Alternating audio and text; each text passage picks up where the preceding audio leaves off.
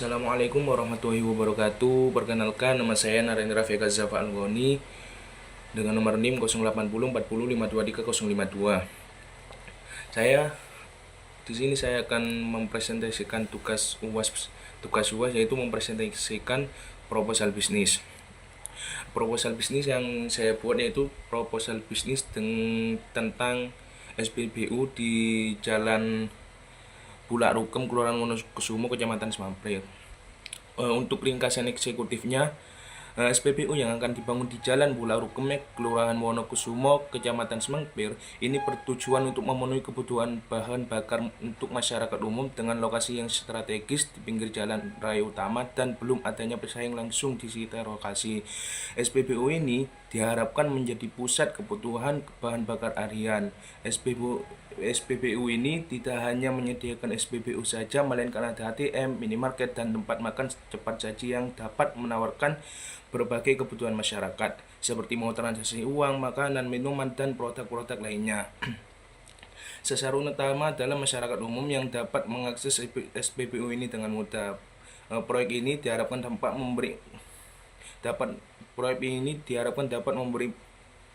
memberikan dampak ekonomi yang positif baik bagi kami sebagai mitra maupun BUMN, serta memberikan lowongan pekerjaan bagi masyarakat yang membutuhkan.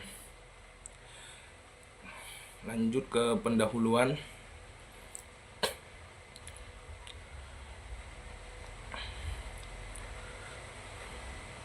Pendahulunya, seiring dengan pertumbuhan kendaraan bermotor di Indonesia yang semakin pesat, kebutuhan akan bahan bakar minyak atau BBM juga terus meningkat. Untuk mendukung kebutuhan tersebut, pendirian stasiun pengisian bahan bakar umum menjadi peluang bisnis yang strategis dan menjanjikan, terlebih di daerah yang berkembang dan memiliki mobilitas tinggi. SPBU ini akan menyediakan beberapa jenis BBM resmi dari Pertamina, dilengkapi dengan layanan pendukung seperti minimarket, nitrogen, tempat makan cepat saji. Konsep yang diusung mengutamakan layanan cepat saji, aman dan nyaman dengan standar operasional Pertamina. Pertamina sebagai BUMN terpercaya membuka peluang bagi mitra bisnis untuk membangun SPBU melalui berbagai skema kemitraan. Tujuannya SPBU ini membangun SPBU dengan standar Pertamina. Yang kedua, memenuhi kebutuhan BBM masyarakat sekitar. Yang ketiga, menjadi pusat pelayanan pertambahan seperti ATM, nitrogen, minimarket, dan tempat makan cepat saji. Terus target pasarnya itu ada 4. Yang pertama itu penggunaan kendaraan pribadi dan niaga. Yang kedua, perusahaan transportasi. Ketiga, masyarakat lokal. Yang keempat, melintas jalan. Yang analisis persaingan.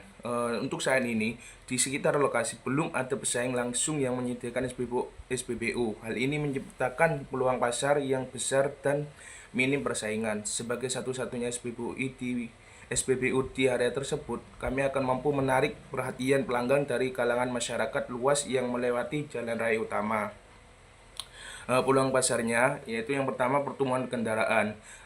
Jumlah kendaraan di Surabaya terus meningkat, mendorong kebutuhan bahan bakar yang stabil. Yang kedua, lokasi strategis, berlokasi di pinggir jalan utama dan minim pesaing. SPBU berpotensi menjadi pilihan utama pengguna jalan. Yang ketiga, layanan lengkap. Fasilitas tambahan seperti ATM, minimarket, dan tempat makan meningkatkan daya tarik dan pendapatan. Yang keempat, dukungan pemerintah. Program kemitraan Pertamina memudahkan akses izin pasokan BBM dan pembinaan bisnis. Yang kelima, potensi pasar lokal dan pelintas, menjangkau masyarakat sekitar dan pengguna jalan, memastikan konsumen tetap setiap hari. Yang keenam, peluang jangka panjang. SPBU bisa dikembangkan menjadi rest area mini dan stasiun pengisian kendaraan listrik di masa depan. Terus produk dan layanan yaitu ada SPBU akan menyediakan bahan bakar pertalite, Pertamax, solar, dan BBM non subsidi lainnya. Yang ketiga, ATM center untuk kebutuhan transaksi keuangan. Yang keempat, minimarket yang menjual makanan ringan, minuman, kebutuhan harian, dan perlengkapan kendaraan. Yang kelima, tempat makan cepat saji sebagai area istirahat dan kuliner ringan bagi pelanggan. Yang keenam, layanan nitrogen untuk pengisian angin ban kendaraan. Terus jam operasionalnya yaitu untuk SPBU buka jam 6 sampai jam 10. Buka jam 6 sampai jam 10, 7 hari seminggu, buka selama 7 hari selama seminggu. Yang minimarket dan tempat makan buka jam 6 sampai jam 10, buka setiap hari. ATM buka 24 jam, buka setiap hari. Pompa ban 24 buka jam 6 sampai jam 10, buka setiap hari. Strategi penataan produk. Selanjutnya strategi penataan produk. Yang pertama, bahan bakar. Disediakan di jalur pompa pengisian dengan alur kendaraan yang efisien. Yang kedua, minimarket. Produk makanan cepat saji dan minuman diletakkan di bagian depan untuk akses cepat. Produk kebutuhan seperti sabun, tisu, dan lain-lain di area tengah. Tempat makan desain nyaman dengan tempat duduk yang bersih, mudah diakses dari area pompa. Terus branding identitas. SPBU akan menggunakan nama yang mudah diingat dan profesional seperti SPBU Energi Plus Wonokusumo. Identitas visual, logo, warna, desain, dan stasiun akan mengutamakan kesan modern, cepat, aman, dan ramah lingkungan. Semua area di SPBU, minimarket, dan tempat makan akan menggunakan branding yang konsisten untuk membangun kepercayaan pelanggan. Strategi promosi. Promosi pembukaan itu ada diskon pengisian BBM dan voucher belanja di minimarket selama 1 bulan pertama operasi. Yang kedua, media sosial dan digital marketing seperti membuat akun Instagram, Facebook, Google Business Profile untuk memperkenalkan lokasi SPBU, layanan, serta promo-promo rutin. Yang ketiga, spanduk dan billboard. Pemasangan spanduk di jalan-jalan strategis sekitar lokasi untuk menarik pengendara. Yang keempat, program loyalitas. Memberikan poin belanja untuk pelanggan setia yang dapat ditukar dengan hadiah menarik. Yang kelima, kerjasama dengan komunitas lokal. Menjadi sponsor kegiatan masyarakat seperti lomba 17 Agustus, pengajian akbar, dan event lokal untuk memperkuat keterikatan dengan warga sekitar. Seterusnya yaitu kemitraan dengan vendor lokal. SPBU ini akan bekerjasama dengan vendor lokal untuk pengadaan makanan cepat saji, produk UMKM lokal di minimarket seperti keripik, minuman herbal, dan oleh-oleh khas. Yang kedua, penyediaan layanan nitrogen. Yang ketiga, mengutamakan distributor lokal untuk logistik produk minimarket sehingga mendapatkan harga lebih bersaing dan mempercepat waktu restock. Terus selanjutnya, struktur organisasi. Struktur organisasi di SPBU akan berbentuk hierarki sederhana untuk mempercepat koordinasi, yaitu yang pertama, manajer SPBU yang bertanggung jawab penuh atas operasional harian dan pengelolaan seluruh area SPBU, minimarket, dan tempat makan. Yang kedua, supervisor area. Yang ketiga, supervisor pompa BBM. Yang keempat, supervisor minimarket. Yang kelima, supervisor tempat makan. Yang keenam, petugas operasional. Yang ketujuh, operator pengisian BBM. Yang kedelapan, kasir minimarket. Yang kesembilan, staf tempat makan seperti pelayan dan dapur ringan. Yang ke-10, petugas keamanan dan kebersihan. Kebutuhan selanjutnya, kebutuhan SDM. Total kebutuhan SDM ini yaitu yang pertama, manajer SPBU 1 orang, supervisor 3 orang masing-masing untuk BBM, minimarket, dan tempat makan. Yang ketiga, operator pengisian BBM 10 orang si pagi dan malam. Yang keempat, kasir minimarket 4 orang si bergilir. Yang kelima, staf tempat makan 8 orang. Yang keenam, petugas keamanan 5 orang. Yang ketujuh, petugas kebersihan 6 orang. Total semuanya itu ada 33 orang untuk memastikan operasional 24 jam dan layanan tambahan tetap optimal.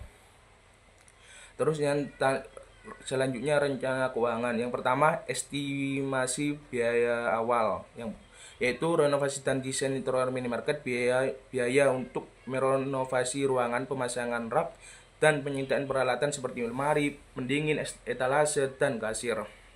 Yang kedua, pembelian stok awal. investasi awal untuk membeli stok barang-barang kebutuhan sehari-hari, perlengkapan sekolah, produk kebersihan, dan sebagainya.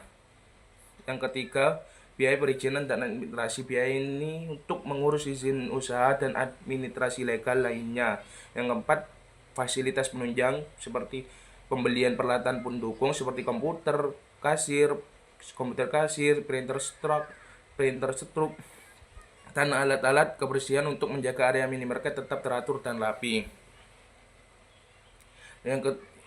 Rencana keuangan, estimasi total biaya awal.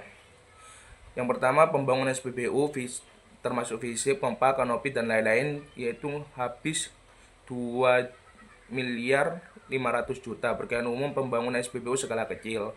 Yang kedua, pembangunan minimarket dan tempat makan, yaitu habis 250 juta, peralatan operasional SPBU, pompa BBM, sistem pos, tangki 750 juta, pengadaan stok awal BBM 500 juta, pengadaan stok awal minimarket dan tempat makan 50 juta, biaya perizinan, izin SPBU, AMDAL, IMB, dan lainnya 100 juta, biaya promosi awal seperti iklan, banner, media sosial, dan lainnya 25 juta, biaya fasilitas penunjang nitrogen ATM staf, area parkir 100 juta, biaya tak terduga atau cadangan 100 juta, total estimasi biaya awal yaitu 4.375 juta.